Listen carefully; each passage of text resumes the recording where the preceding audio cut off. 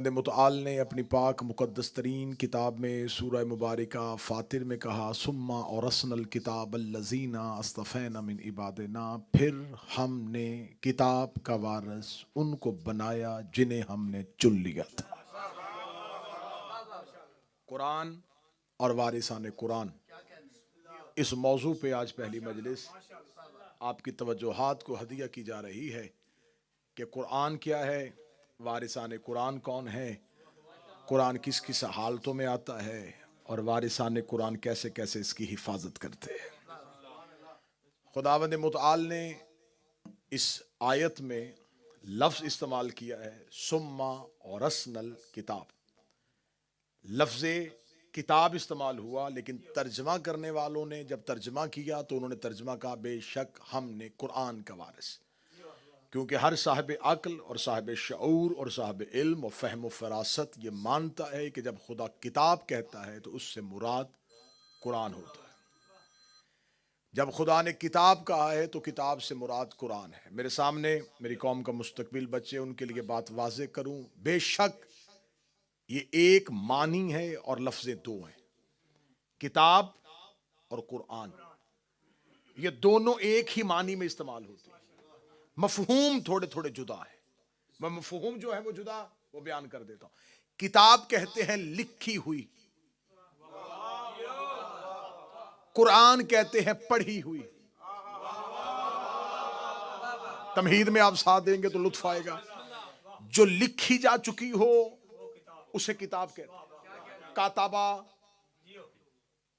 अब ये जितने भी ग्रामर के सीगे हैं ये सब लिखने से मुताल्लिक है। किताब लिखने से मुताल्लिक, कुरान इकरा,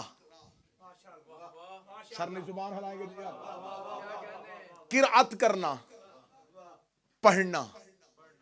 इसका मतलब जो लिखी हो वो किताब, जो पढ़ी जाए वो कुरान। खुदा ने एक ही मानी के लिए मुख्तलिफ अल्फाज इस्तेमाल इसलिए किए कि कुरान मुख्तलिफ मराहिल में होता है। जब वो पढ़ा नहीं जा रहा था तब वो लिखा जा चुका था। जब कुरान नबी की जुबान से पढ़ा नहीं जा रहा था तो इसका मतलब यह नहीं है कि उसका वजूद नहीं था, वो वजूद में था लेकिन मकतूब में था, वो लिखा हुआ था। जब उसको उतारा तो वो नजूल में आया, जब रसूल ने पढ़ा तो फिर वो कुरान बना। पहले था किताब की सूरत में, पढ़ा गया तो कुरान की सूरत में। खुदा ने लफ्ज़ कुरान भी कुरान में रखा, लफ्ज़ किताब को भी कुरान में रखा। लफ्ज़ कुरान कुरान के अंदर 70 मरतबा आया, लफ्ज़ कुरान के अंदर लफ्ज़ किताब 256 मरतबा आया। ज्यादा कसरत से अल्लाह ने किताब का लफ्ज़ इस्तेमाल किया, क्योंकि जब मखलूक में आया फिर कुरान बना। जब मखलूक के हाथ में नहीं था, किताब थी, तो खुदा ने 70 मरतबा कुरान में इस लफ्ज़ को कुरान कहा, 256 मरतबा किताब कहा। ये 256 और 70 का फर्क ये है कि थोड़ा अरसा पढ़ा गया इसलिए थोड़ी बार जिक्र हुआ,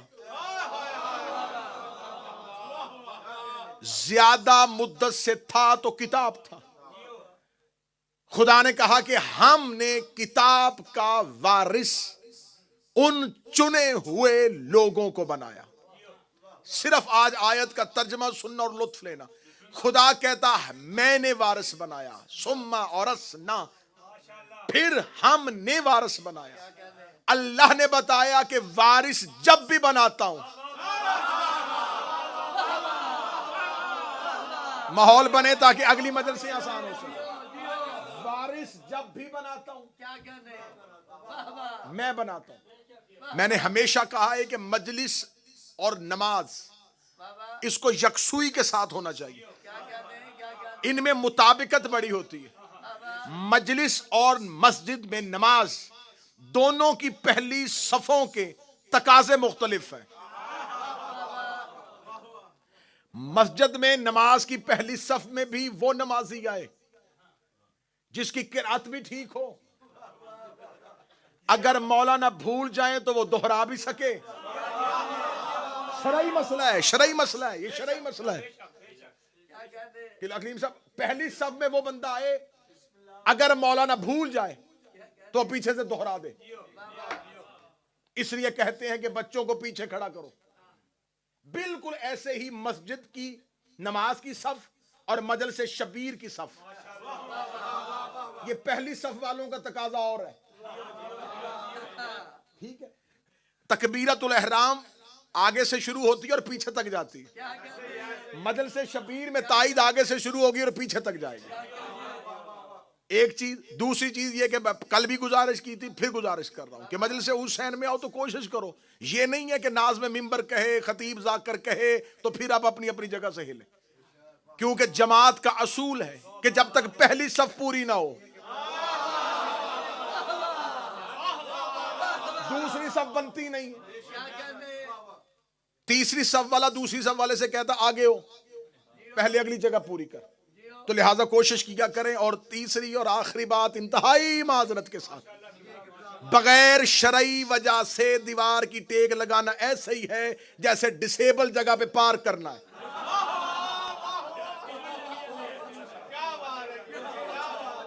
इससे अच्छी और बेहतर मिसाल मैं नहीं दे सकता। बिल्कुल जिनकी शरई मजबूरी है उनके लिए बिल्कुल ये है कि वो शरई औज़र है, वो टेक लगाए। ज़ईफ है, टेक लगाए। अब रज़ाक भी अगर टेक लगाए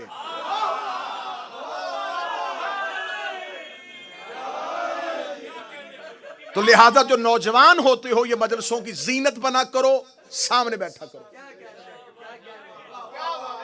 जवान मजलिसों की जीनत बना करो। जवानी की जीनत जिक्र हुसैन है।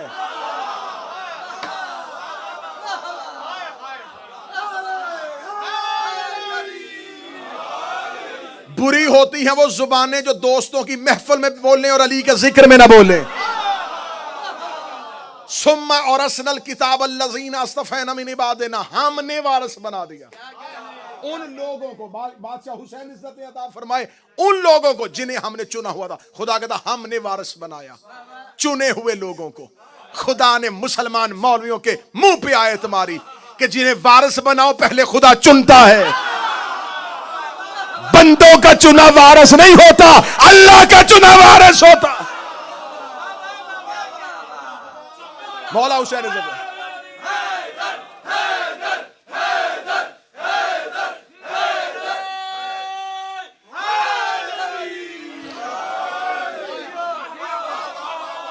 खुदा चुनता है, पहले मुस्तफा करता है फिर वारिस बनाता है। खुदा ने कहा मैं वारिस बनाता हूं, मैं वारिस बनाता हूं। खुदा ने कहा मैं सुम्मा और असना, मेरे मालिक तू कह देता हाफिज बनाता हूं, तू कह देता मैं क्वारी बनाता हूं, तू कह देता मैं मालिक बनाता हूं। खुदा ने लफ्ज़े वारिस इस्तेमाल किया। वारिस विरसा मिरास, वारिस विरसा मिरास। खुदा ने कहा मैं वारिस बनाता हूं। उस बंदे के गले में आयत फंदा बन गई जिसने कहा था मोहम्मद ना वारिस बनता है ना बनाता।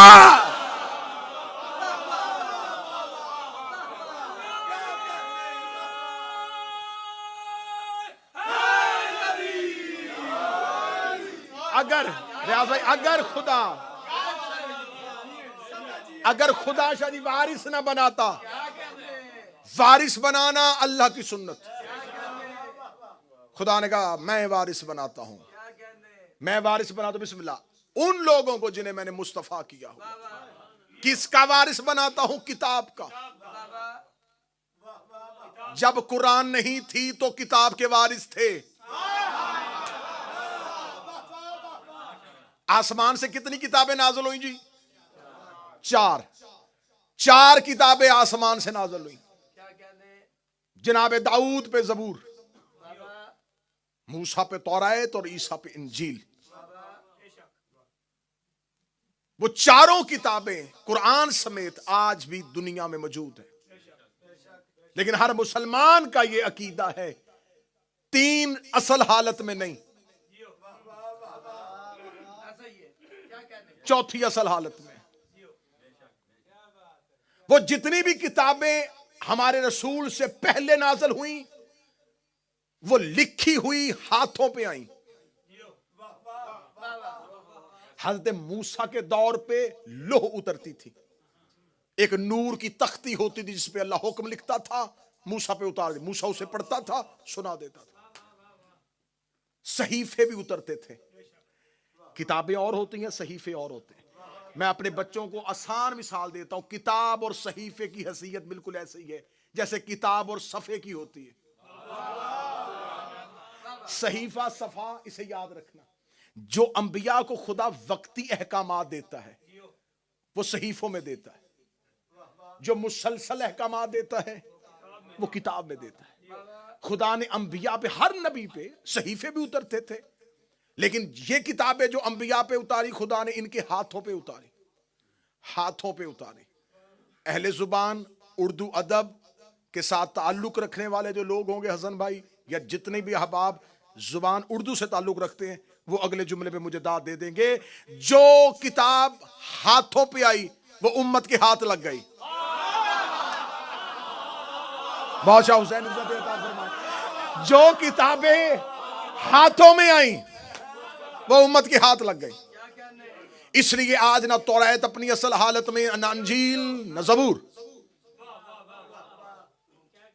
आज मुसलमान शिया सुन्नी अहले हदीस हनफी देवबंदी शाफी मालकी हम्बली नक्शबंदी सबका मुतफिका तरीन फैसला है, ये तीन किताबें अपनी असली हालत में नहीं है। यहूदी कह रहे हैं हमारी तौरात को मानो, ईसाई कह रहे हैं हमारी अंजील को मानो, लेकिन मुसलमान मौलवी चीख चीख के कहते हैं हम नहीं मान सकते, हमारी मजबूरी है, क्योंकि तुमने अल्लाह की बनाई हुई किताब को बदल दिया था, अल्लाह की बनाई हुई किताब को बदल दिया था, तुमने अल्लाह की उतारी हुई किताब को बदल दिया था। मुझे उस बंदे का चेहरा देखना है जो इतनी मेहनत के बाद भी ना बोले तुमने अल्लाह की बनाई हुई किताब को बदल दिया। इसका मतलब सारे मौलवी मान गए जो अल्लाह का बनाया हुआ बदल दे वो गुमराह हो जाता है, जो अल्लाह का बनाया हुआ बदल दे वो गुमराह हो जाता है। अगर ये मान गए तो आप बताओ गदीर में अल्लाह का बनाया सकीफे में बदला क्यों था?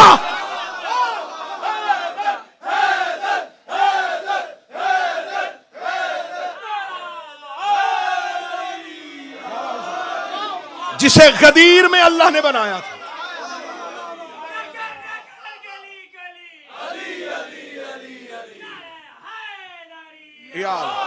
जिसे गदीर में अल्लाह ने बनाया था, उसे तुमने सकीफा में बदला क्यों? अगर अल्लाह का बनाया हुआ बदलने से लोग गुमराह हो जाते हैं। उन्होंने भी 3 दफा बदले।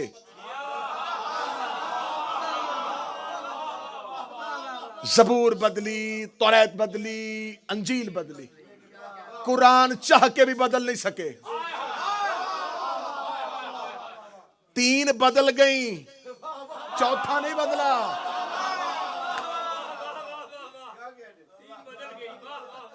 आज अगर कोई आज चले, हमें इत्तेहाद बैनुल मुस्लिमीन की दावत देने वाले दाइयाने इस्लाम से मेरी तालिबिल्माना गुजारिश है, जो ये कहते हैं ना इत्तेहाद होना चाहिए, इत्तेहाद अहम जरूर, इत्तेहाद होना चाहिए, नजरियात बेच के नहीं, अकीदे गिरवी रखवा के नहीं, नस्लें गूंगी करवा के नहीं। इत्तेहाद बैनुल मुस्लिमीन तो फिर तुम पहले इंसानियत का इत्तेहाद करो। आज यहूदी और ईसाई कहें कि हम आपके साथ दोस्ती चाहते हैं, बस इतना सा काम करें, हम आपका कुरान मान लेते हैं, आप हमारी तौरात मान लें। आज पूरी दुनिया में ना जी, स्वीडन में तौहीन हुई है जी, गुस्ताखी हुई है, कुरान की तौहीन है, कुरान की तौहीन है, कुरान की तौहीन है। खुदा कुरान में खुद बता रहा है किस किस ने कब कब तौहीन की है। अगली मजलिसों में खोल खोल के बयान किया जाएगा कि कहां कहां किस किस ने कुरान की तौहीन की थी। खुदा खुद कह रहा है कि क़यामत वाले दिन कुरान जख्मी हालत में आएगा। ये जख्म किसने दिए थे? मजालिस में सुनते रहिएगा। यहां आज कोई कहे हमारी तौरात को मान लो, हम तुम्हारा कुरान मान लेते, हमारी अंजील मान लो, हम तुम्हारा कुरान मानेंगे, हमारी ज़बूर मानो, हम तुम्हारा कुरान मानेंगे। मुसलमान मौलवी कहेंगे तुम कुरान मानो ना मानो, हम उसे नहीं मानेंगे जो अल्लाह ने नहीं भेजी। बस जो अकीदा तुम्हारा किताबों में है वही अकीदा हमारा अली पे है।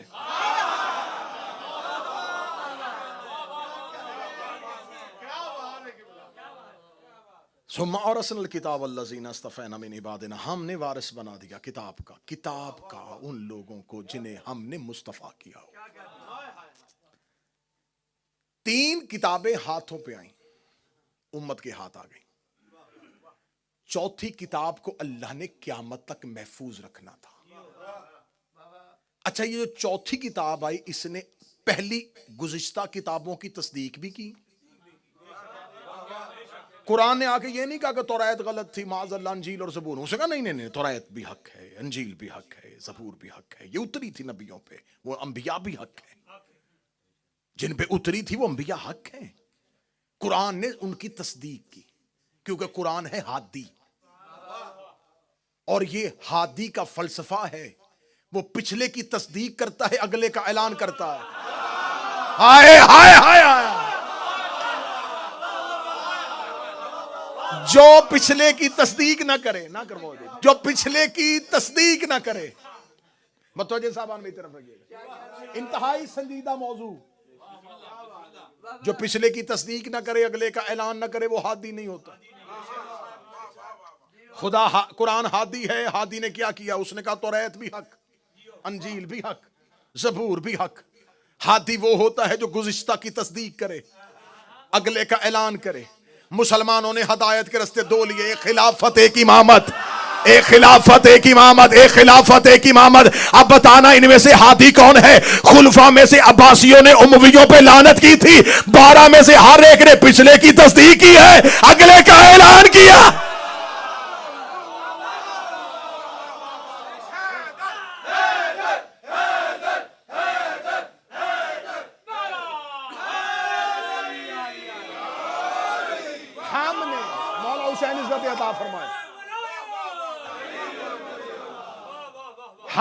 हमने कुरान को हमने वारिस बनाया, हमने वारिस बनाया उनको जिनको हमने मुस्तफ़ा किया हुआ था। बादशाह हुसैन इज्जत दे, शहजादी इज्जत अता फरमाए। हमने कुरान का वारिस, किताब का वारिस उनको बनाया जिन्हें हमने चुना हुआ।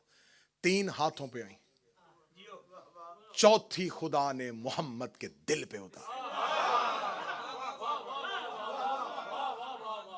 अब कल्बे मोहम्मद तक किसी की रसाई नहीं थी। मैंने जी कल्बे मोहम्मद कह के रायत की है, दोशे मोहम्मद तक नहीं थी। आज तौरात बदली है, अंजील बदली है, ज़बूर बदली है, कुरान क्यों नहीं बदला?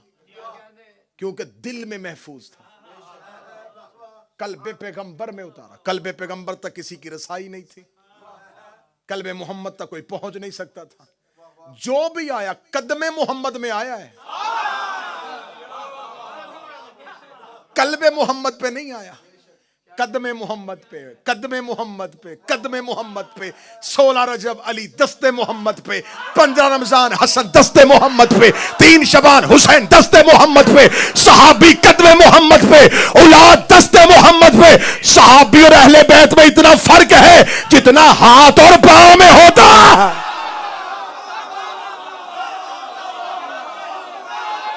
मौला हुसैन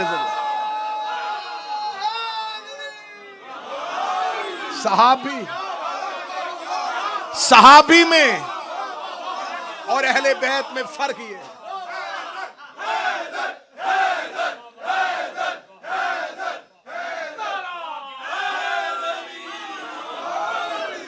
जितना कदम मौला हुसैन जितना हाथों में बिस्मिल्लाह होता है, जितना हाथ और पांव में होता है,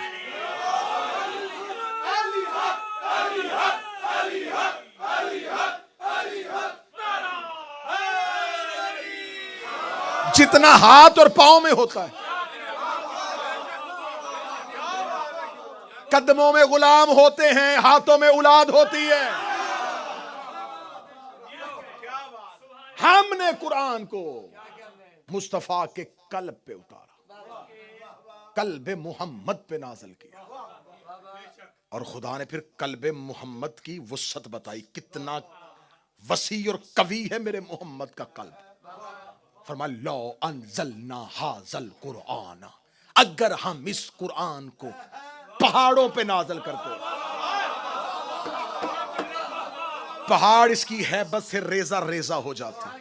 हमने कल्बे मोहम्मद पे उतारा, कल्बे मोहम्मद पे जुम्बश नहीं आई, जुबान रिसालत पे कोई हरकत भी नहीं आई। अगर पहाड़ पे नाज़िल करते, वो जिसको पूरे कुरान से जुम्बश नहीं आई उसे बुखार में हज़ियान।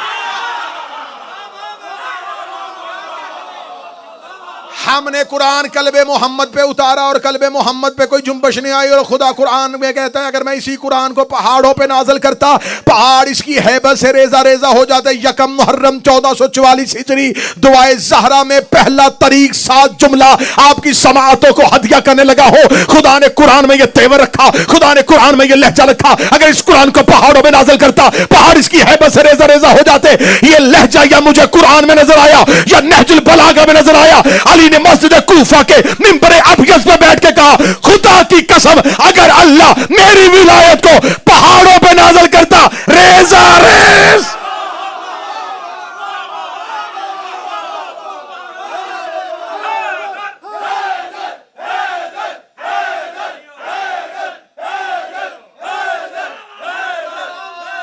बिस्मिल्लाह।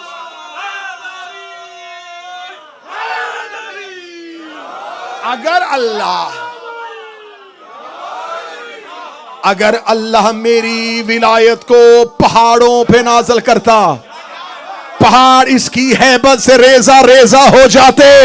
इसका मतलब कुरान और अली की विलायत एक ही चीज। नहजुल बलागा में अली कह रहे हैं मेरी विलायत। लफ्ज अच्छा करके देने लगा, बहुत अच्छा करके देने लगा। जिसे अल्लाह कुरान में कुरान कहता है उसे नहजुल बलागा में अली अपनी विलायत कहता है। अब अगली सतर कहूं हाथ में मेदे मजबूत रखना। अब अगर कुरान में अल्लाह ने अली की विलायत को कुरान कहा है तो मुझे मौलवी बताओ मैं नमाज में कुरान ना पढ़ूं तो क्या पढ़ूं?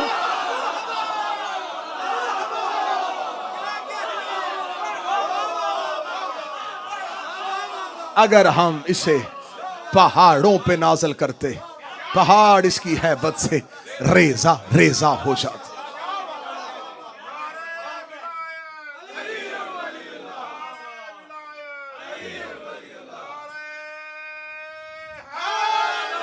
या अली अली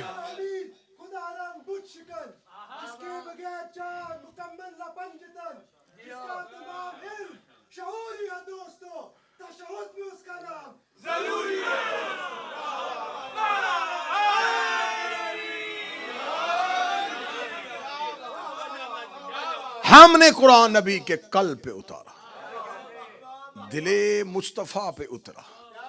मौलाना रूम का शेर पढ़ने लगा। मौलाना रूम कहते हैं मोहम्मद किबला जहान दो आलम। मौलाना रूम वो कह रहा है मोहम्मद किबला जहान दो आलम, बर तख्ते दिले सुल्तान बूद अली बूद। मौलाना रूम कह रहा है मोहम्मद आलमीन का किबला है मगर उसके तख्ते दिल का बादशाह अली है। मोहम्मद के दिल का बादशाह अली है। खुदा कहता है मैंने कुरान दिल पे उतारा है, कुरान वही उतरा है जहां अली उतरा।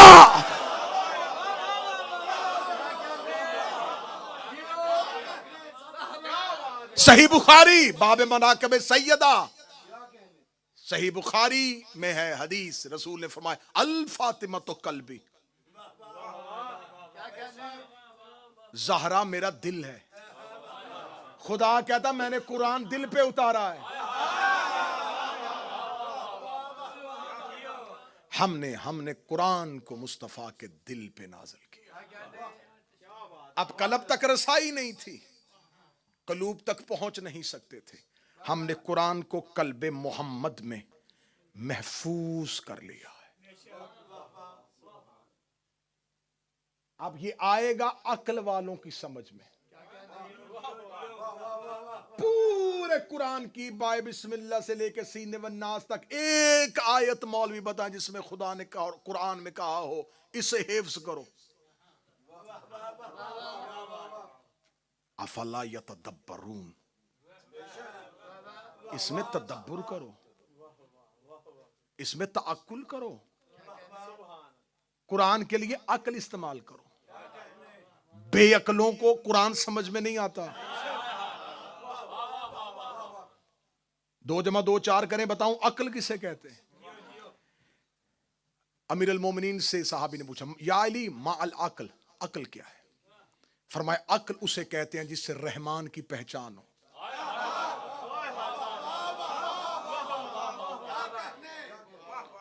उसे कहा मौला इसका मतलब जो भी रहमान को पहचाने वो साहिब अक्ल है। फरमाया मैंने रब को मानने का नहीं कहा, रहमान को पहचाने। वहीं बैठे उस शख्स ने कहा मौला वो जो आपका दुश्मन शाम में नहीं बैठा उसके बारे में लोग बड़ा कहते हैं कि वो बड़ा अक्लमंद है। फरमाया अक्ल की 2 किस्में हैं। एक अक्ल वो है जो रहमान का पता देती है, एक अक्ल वो है जो शैतान का पता देती है। जो अली से दूर होके अक्ल इस्तेमाल करे वो शैतानियत है, रहमानियत नहीं है। रसूल से एक साहबी ने आके पूछा, रसूल मस्जिद नबी बैठे थे, उसने कहा या रसूल अल्लाह, अल्लाह ने सबसे पहले किसे खल्क किया? फरमाया अव्वलो मा खलक अल्लाहुल अक्ल, अल्लाह ने सबसे पहले अक्ल को खल्क किया। थोड़ी देर बाद एक दूसरा शख्स आया, उसने कहा या रसूल अल्लाह, अल्लाह ने सबसे पहले क्या चीज बनाई थी? फरमाया अव्वलो मा खलक अल्लाहुल कल्ब, अल्लाह ने सबसे पहले कल्ब को खल्क किया। वहीं पे बैठे हुए शाम को एक तीसरा शख्स आया, या रसूल अल्लाह, अल्लाह ने सबसे पहले क्या चीज बनाई थी? फरमाया अव्वलो मा खलक अल्लाहु नूरी, अल्लाह ने सबसे पहले मेरे नूर को खल्क किया। एक ऐसा बंदा बैठा था जिसने तीनों के सवाल सुने थे। उसने कहा या रसूल अल्लाह, जान की अमान पाऊं तो एक अर्ज करूं, मैं सुबह से बारगाह रिसालत में हाजिर हूं। पहला शख्स आया था, आपने कहा अल्लाह ने अक्ल को खल्क किया, दूसरे को कल्म को खल्क किया, आप इसको कहा नूर को खल्क किया। तो मेरे या रसूल अल्लाह, अल्लाह ने सबसे पहले खल्क किया किसे था? रसूल के चेहरे पे तबस्सुम आया। फिर तू क्या समझता है ये तीनों अलहदा अलहदा है? अक्ल भी हम है, कलम भी हम है, नूर भी हम है। अब मैं बड़ा खूबसूरत जुमला यहीं पे इल्हाम हो गया तो मैं यहीं पे देने लगा। कितना बड़ा बादशाह था वो जिसने इस्लाम आने से पहले ही बेटे का नाम अकील रख दिया था। हाय हाय हाय, क्या कमाल बादशाह था वो। अकील कहते हैं साहिब अक्ल को। हजरत अबू तालिब के 4 बेटे, इस्लाम नहीं आया। पहला बेटा तालिब। किस दौर में अबू तालिब नाम रख रहा है? जब लोग जानवरों के नामों पे नाम रखते थे। हाँ। अरब के लोगों के पास तो नाम थे ही नहीं। पहाड़ों के नाम पे, बुतों के नाम पे, घर से बाहर निकला गिरी हुई चीज को देखना, बेटे का नाम रख देना। क्या क्या नाम बताऊं, कैसे कैसे गलीज जानवरों के नामों पे नाम थे। मेरे सामने वो आज वो तख्ती नहीं है जिस पे लिखा हुआ ये नाम नहीं लेने, बस जितने वो लिखे हुए थे उन सब पे नाम थे।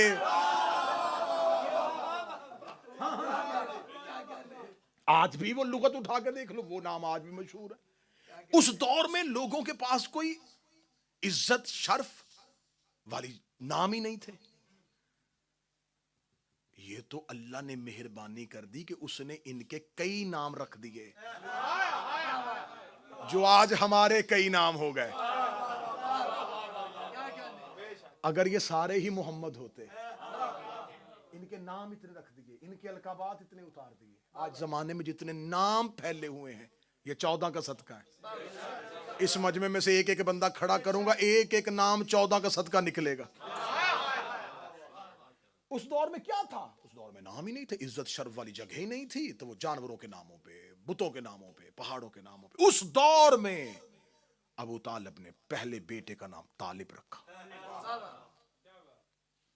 आप इस दौर में ना समझिएगा, वो दौर जहां जानवरों के नामों पे नाम, बुतों के नामों पे नाम, पहाड़ों के नामों पे नाम। अबू तालिब ने रखा तालिब। अरबों में नाम रखा था, अरबों में। अरब तालिब का मानी समझते थे। अगर कोई तालिब हो तो उसका मतलूब जरूरी है। हाय हाय हाय, कोई माहौल बने ना, पता चले। फिर अबू तालिब ने दूसरे बेटे का नाम, तालिब के बाद अकील, अकल वाला, साहिब अकल, मालिक अकल। जितना बोलोगे मैं जुमला बेहतर से बेहतर मानेंगे। अकल बांटने वाला,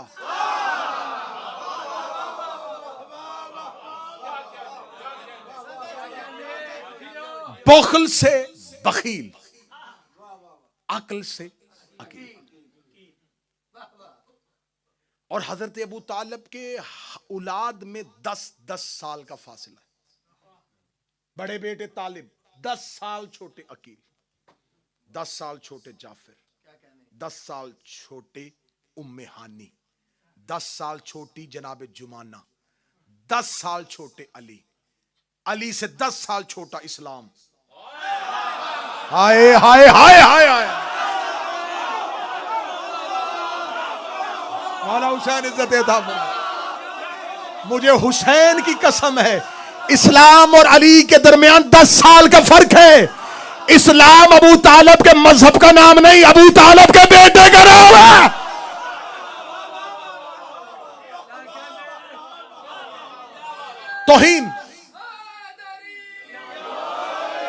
तौहीन समझता हूं मैं मिंबर पे ईमान अबू तालिब पढ़ना। ईमान उसका पढ़ा जाता है जिसका कुफ्र साबित हो। हर मकतब के यहां यह हदीस मौजूद है कि नबी ने फरमाया बेटा बाप का जुज़्व होता है।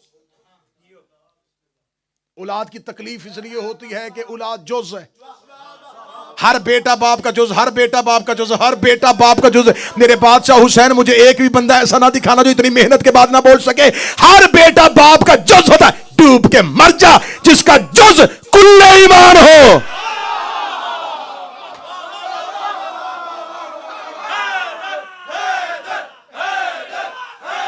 मौला हुसैन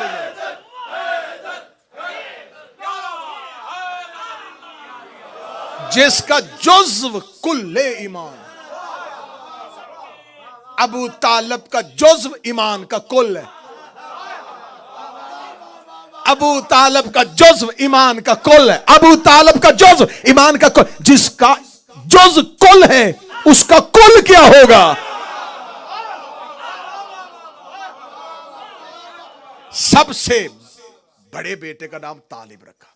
अब जरा हजरत अबू तालिब की फिक्र की इर्तका देखना, बुलंदी देखना जरा परवाज की। बड़े बेटे का नाम तालिब। 10 साल बाद जमाने को थोड़ा शऊर आया, बेटे का नाम अकील रख दिया। 10 साल के बाद जमाने ने और करवट बदली, बेटे का नाम जाफिर रख दिया। जाफिर, आप छोटी शिया की किताब उठा के बड़ी उठा के देखे, जाफिर के आगे, नाम के आगे ब्रैकेट में लिखा जन्नत की नहर। जाफिर का आज भी तर्जमा लुगात उठा के देखो, डिक्शनरी उठा के देखो, अल मुंजद उठा के देखो, फरहंगे आसफिया उठा के देख लो, रागब इस्फहानी को पढ़ के देख लो, जिसको भी पढ़ोगे उसने जाफिर का तर्जमा लिखा जन्नत की नहर। अबू तालिब ने रखा नाम कब था? इस्लाम से कह ले। अबू तालिब को किसने बताया था जन्नत में कोई नहर भी है?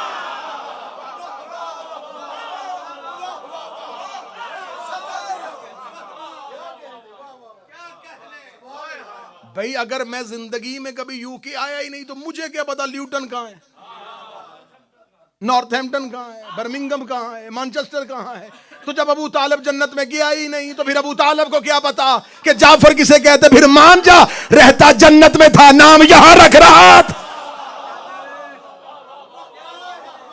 तालिब 10 साल के बाद अकील, 10 साल के बाद जाफर, तालिब, अकील जाफर तालब, अकील जाफर तालब, अकील जाफर अबू तालब लोगों को अपनी फिक्र की परवाह सिखा रहा था।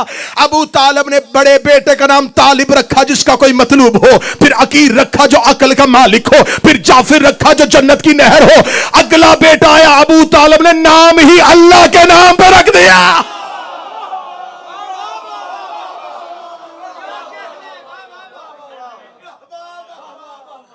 जब अबू तालिब ने बेटे का नाम रखा तो फिर खुदा अपना नाम बदल लेता। अल्लाह के नाम पे नाम रखा अली। उसने कहा वह होवा अलीयुल अजीम, मैं भी अजीम अली हूं, मैं भी अली हूं। हम कभी मिंबर से अली बढ़ाते नहीं, वो अली ही क्या जिसे बढ़ाया जाए। बढ़े हुए को अली कहते हैं। अलीयुल अजीम, अल्लाह का नाम अलीयुल अजीम। आयतुल कुर्सी, बार बार जिन्नात का साया हो, असेब हो, खौफ हो, खतरा हो, अल्लाह ने कहा आयतुल कुर्सी पढ़ो। मेरे मालिक इससे बड़ी बड़ी सूरतें कुरान में मौजूद हैं। ये जितनी खौफनाक चीजें हैं, ये आयतुल कुर्सी से क्यों दौड़ती है?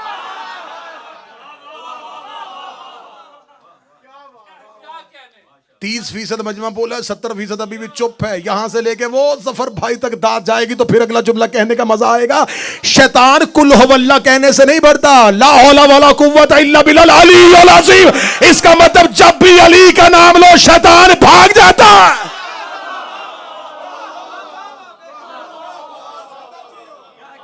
अगर किसी महफिल में, अगर किसी महफिल में अली पढ़ो और कोई उठ के चला जाए,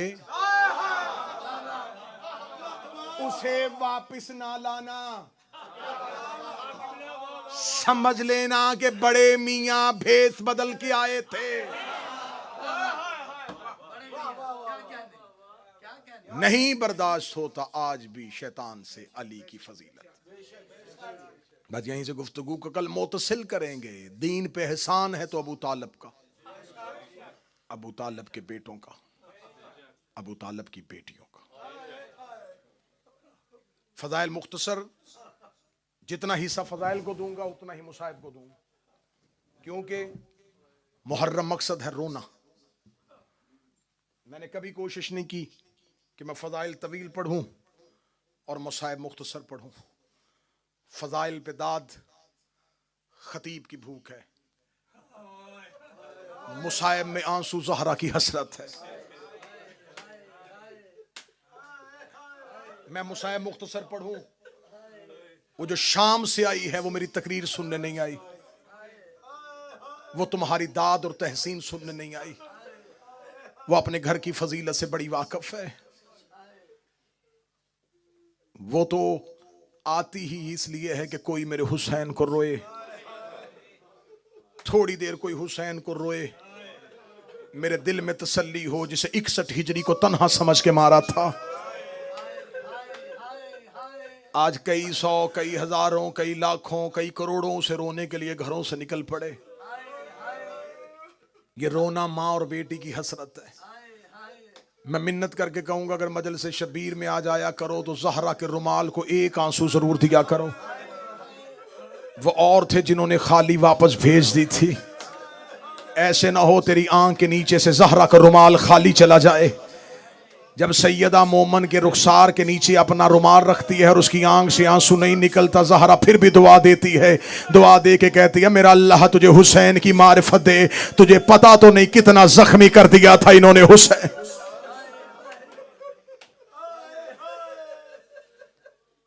मुहर्रम का चांद, फजाएं सौगवार।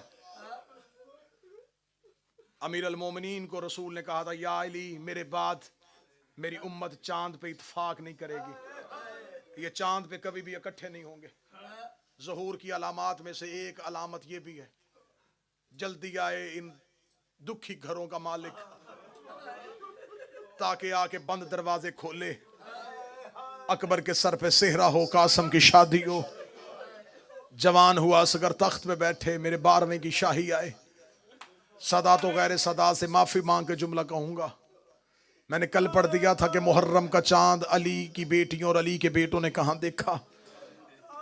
आज है यकम मुहर्रम, आज पढ़ा जाएगा हुसैन का मदीने से निकलना। बड़ा मुश्किल होता है शरीफों के लिए वतन छोड़ना, और वतन भी वो जहां मां की कब्र हो, जहां नाना की कब्र हो। घर में बहनों के दरमियान बैठे थे मेरे शहनशाह, जब खबर हुई कि वलीद मलआउन ने दरबार में बुलाया है। दरबार का नाम आना था। हुसैन अपनी जगह से उठे। हुसैन ने बाबे अली वाला अमामा सर पे रखा। मां की शक्ल वाली बहन सामने खड़ी होके हाथ जोड़ के कहती, मेरा दरबारों से एतमाद उठ गया है। मैंने जुमला तेरी हाय के लिए कहा था, तूने समझा ही नहीं। आलिया रो के कहती, हुसैन मेरा दरबारों से एतबार उठ गया है। अगली सतर पे अब हाय कह देना जो रह गए हो। ज़ैनब रो के कहती, जब से मां दरबार से खाली वापस आई है। हुसैन अब कोई दरबार जाने का कहे मेरा दिल घबराना शुरू हो जाता है। हुसैन अगर दरबार में जाना तो अकेले न जाना, बनी हाशम का नरगा साथ लेना। अली की बेटी ने आवाज दी, बुलाओ अकबर, बुलाओ कासम, बुलाओ मुस्लिम, बुलाओ सज्जाद, बुलाओ गाजी, बुलाओ मोहम्मद बिन हनफिया। सारे हाशमी घेरे में लेके जाओ अली के चांद को। बनी हाशम के जवान हाथों से तलवारें बुलंद की हुई। मदीने की गलियों में आगे आगे हुसैन, पीछे पीछे बनी हाशम। मदीने की गलियों में एक सख्ता तारी हुआ। आज बनी हाशम इस अंदाज से आ रहे थे। हुसैन बनी हाशम के नरगे में, बनी हाशम के घेरे में, एक जैसे कद अली के बेटों की, एक जैसी दाढ़ियां अली के बेटों की। मदीने की गली में निकलने से पहले ज़ैनब दरवाजे पे रो कर, रुक जाओ, मैं तुम्हारा कोई सदका दे के भेजूं। मदीने में तुम्हें किसी की नजर न लग जाए हो मेरे अली के जवान बेटो। हुसैन चलते चलते दरबार वलीद के दरवाजे पे आए। वलीद के दरबार के दरवाजे पे आना था। बनी हाशम को हुसैन ने कहा, तुम रुको, बुलाया मुझ अकेले को है। मकसद उस पे खौफ तारी करना नहीं, मकसद उसकी बात सुनना है। बनी हाशम को जब हुसैन करीम ने कह दिया रुक जाओ, हुक्म इमाम अतात वाजिब। जब हुसैन चलने लगे, हुसैन को अपने कदम बोझल महसूस हुए। हुसैन ने कदमों की तरफ देखा, अब्बास का हाथ कदमों पे था। रो के आहिस्ता से कहता, तुझे तेरी मां का वास्ता, मुझे साथ ले जा। हुसैन रो के कहते, अब्बास जब मैंने अकबर को रोक दिया, जब मैंने सज्जाद को रोक दिया, अब्बास तू क्यों नहीं रुक रहा। अब्बास के दोनों हाथ कदमों पे थे। रो के कहता, मौला जब तू सर पे अमामा बांध रहा था, अली की बेटी ने मेरा हाथ पकड़ा, मुझे घर के दरवाजे पे ले जाके कहती, अब्बास दरबार में मेरे हुसैन को अकेला न जाने देना। मैं क्या करूं, बहन का हुक्म मानूं या भाई का हुक्म मानूं। हुसैन रो के कहते, आलिया जाने मैं जानूं। अब्बास रोक। अब्बास रो के कहता, मौला अगर कुछ हो गया मैं मां को जवाब क्या दूंगा। हुसैन रो कहते, मैं वादा करता हूं अगर मुझे उनकी नीयत पे हल्का सा भी शक हुआ, अब्बास मैं नारा तकबीर बुलंद करूंगा। दरबार का दरवाजा खैबर के दरवाजे से वजनी नहीं है।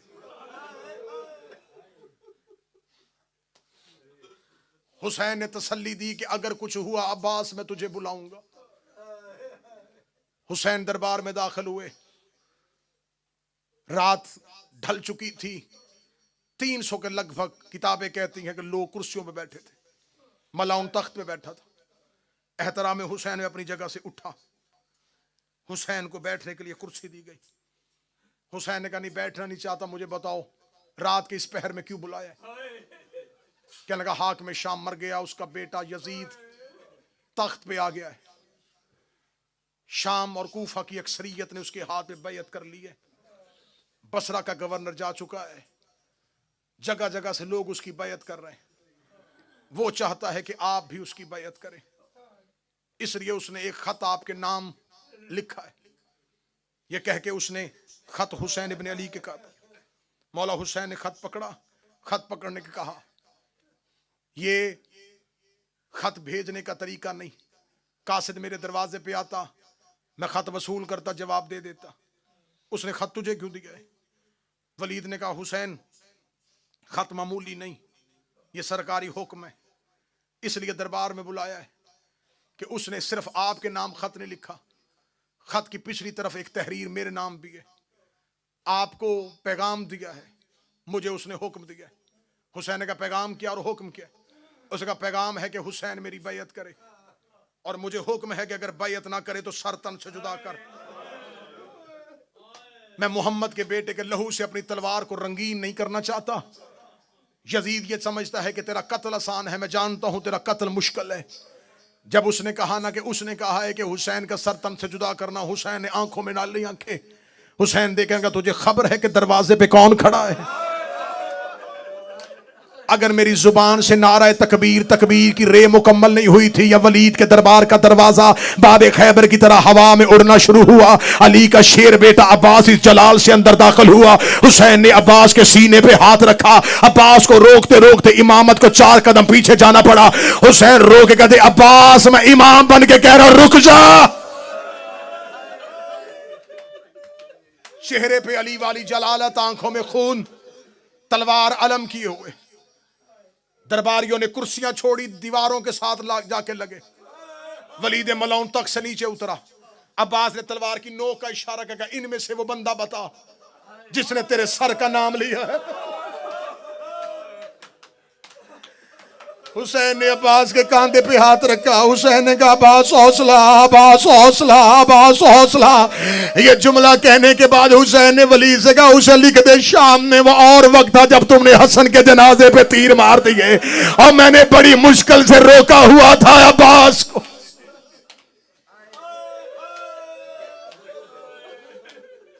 सूरज तलू होने दे, मदीने के लोगों को जागने दे। मदीने के लोग जागेंगे, मैं मशवरा करूंगा, बुलाऊंगा नाने के सहाबी, बुलाऊंगा बाबा के सहाबी, बुलाऊंगा हसन के सहाबी, सबसे मिलके मशवरा करके फिर अपना फैसला सुनाऊंगा। ये कह के हुसैन इब्न अली दरबार वलीद से चले। दरबार वलीद से हुसैन जा रहे थे। बनी हाशम का मोहल्ला। हुसैन का तुम सब घर जाओ। मौला आप कहां जा रहे हैं? फरमा मैं जा रहा हूं कब्र मुस्तफा पे। रात आधी से ज्यादा ढल चुकी थी। जहरा का लाल कब्र मोहम्मद पे आया। रसूल की कब्र पे आधी रात को आके हुसैन ने सर से अमामा उतारा, कब्र मोहम्मद पे हाथ रख के रो के नाना तेरे शहर के लोग मुझे रहने नहीं देते। शुरू कर दिया मैंने रवानगी, अब कोशिश करना हाय कहना।